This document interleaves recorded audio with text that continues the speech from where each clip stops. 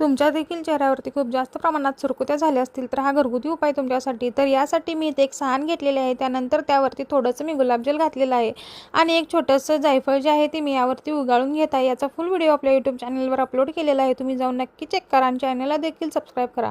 तर अशा पद्धतीनं हे जे जायफळ मी उगाळून घेतलेलं आहे त्याची पेस्ट जी तयार झालेली आहे ती मी एका छोट्याशा बाउलमध्ये काढून घेत आहे.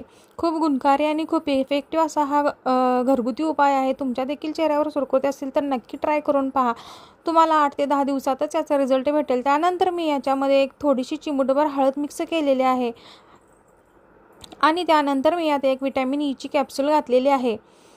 तर आता हे जे मिश्रण जे आहे ते व्यवस्थित मिक्स करायचं आहे आणि लास्टला यात थोडंसं ॲलोवेरा जेल घालायचं आहे.